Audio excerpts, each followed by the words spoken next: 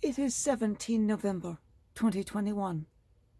It is Wednesday of the 33rd week in Ordinary Time. Today we speak for the memorial of St. Elizabeth of Hungary, a religious woman. We also today celebrate my father's birthday, the first one since his death. And I ask today again for your prayers for the family and for Rudy Bonterse himself.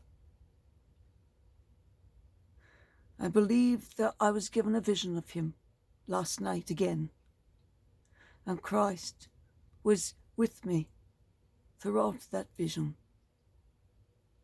Rudy has been called home. He is one of the chosen.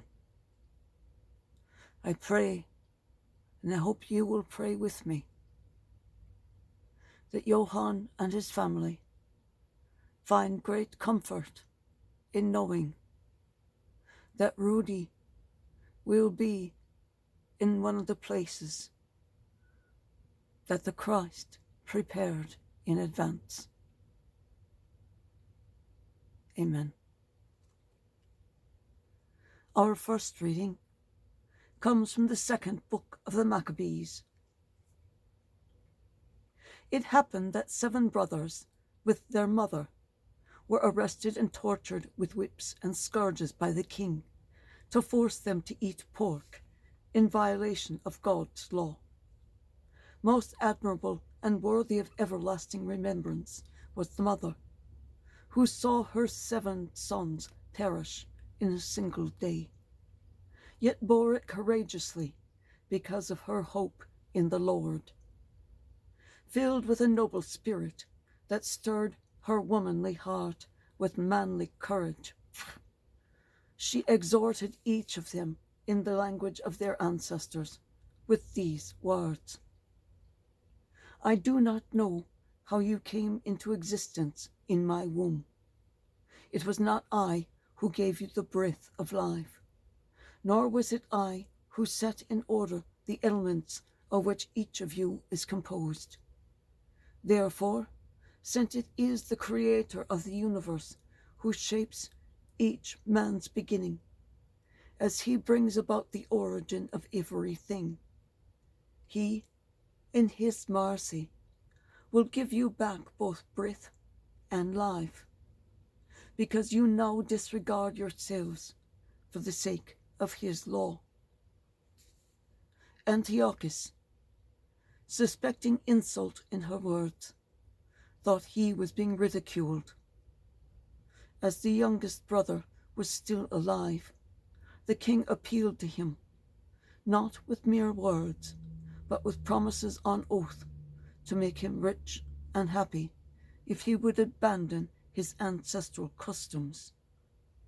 The king would make him his friend and entrust him with a high office.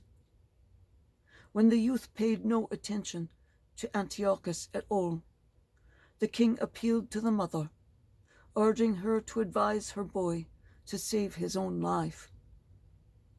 After Antiochus had urged her for a long time, she went through the motions of persuading her son. In derision of the cruel tyrant, she leaned over close to her son and said in their native language, Son, have pity on me, who carried you in my womb for 9 months, nursed you for 3 years, brought you up, educated and supported you to your current age. I beg you, child, to look at the heavens and the earth and see all that is in them. Then you will know that God did not make them out of his existing things. And in the same way, the human race came into existence. Do not be afraid of this executioner, but be worthy of your brothers and accept death, so that in the time of mercy I may receive you again with them. She had scarcely finished speaking when the youth said, "What are you waiting for? I will not obey the king's command. I obey the command of the law given to our fathers through Moses. But you, who have contrived every kind of affliction for us Hebrews, will not escape the hands of God."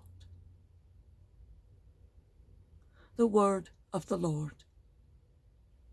Thanks be to God.